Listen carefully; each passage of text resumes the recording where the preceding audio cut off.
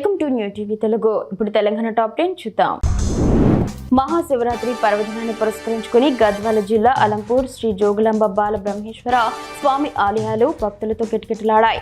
దక్షిణ కాశీగా పేరుగాంచిన ఈ క్షేత్రంలో మహాశివరాత్రి బ్రహ్మోత్సవాలు వైభవంగా జరుగుతున్నాయి.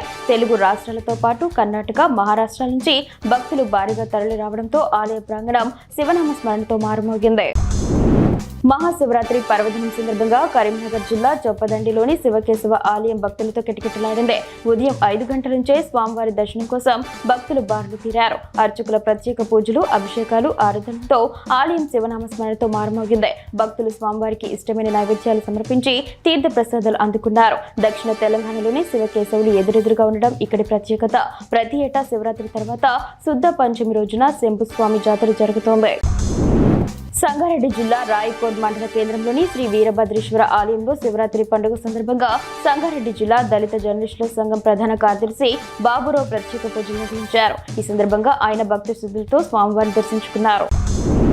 భీమ్గల్ మండలంలోని భీమ్గల్ శివాలయంలో ఉదయం నుంచి భక్తులు ప్రత్యేక పూజలు నిర్వహించి శివుణ్ణి దర్శించుకున్నారు. అలాగే భీమ్గల్ నందీశ్వర ఆలయంలో సర్వ సమాజ అభివృద్ధి కమిటీ ఆధ్వర్యంలో సుప్రభాతం అభిషేకం పూజలు జరిగాయి. ఆలయాన్ని విద్యుత్ దీపాలతో అలంకరించి భక్తులను ఆకట్టుకున్నారు.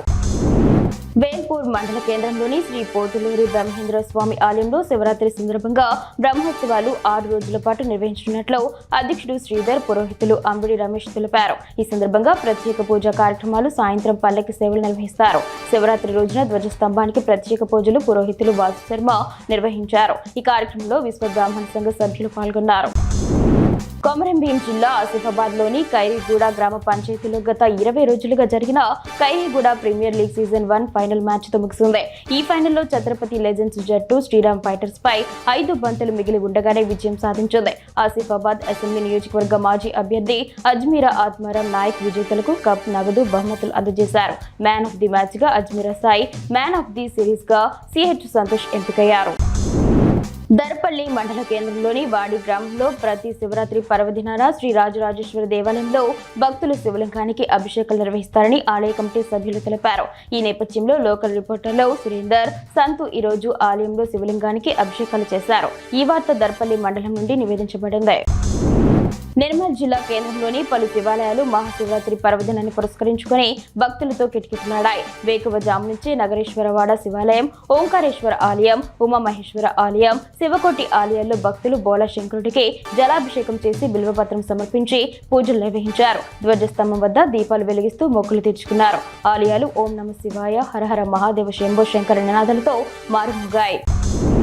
సంగారెడ్డి జిల్లా న్యాల్కల్ గ్రామంలోని శ్రీ రామలింగేశ్వర స్వామి ఆలయంలో మహాశివరాత్రి సందర్భంగా ప్రత్యేక పూజలు నిర్వహించారు. తెల్లవారుజాము నుంచే భక్తులు ఆలయానికి తరలివచ్చి అభిషేకాలు, రుద్ర పఠనాలు చేశారు. దీక్షలు ధరించిన భక్తులు సంప్రదాయ వేషధారణలో దర్శనమిచ్చి ఆలయ ప్రాంగణాన్ని ఆధ్యాత్మిక వాతావరణంతో నింపారు. అనంతరం న్యాల్కల్ గ్రామానికి చెందిన శివమాల భక్తులు జరాసంగ్ మండలంలోని కేతకి సంగమేశ్వరాలయానికి పాదయాత్రగా బయలుదేరారు. మహాశివరాత్రి పర్వదినాన్ని పురస్కరించుకుని మెదక్ జిల్లా పాపన్నపేట మండలంలోని నాగసానపల్లి గ్రామంలోని శ్రీ ఏడుపాయల వనదుర్గ భవాని అమ్మవారిని ఆదివారం ప్రత్యేకంగా అలంకరించారు.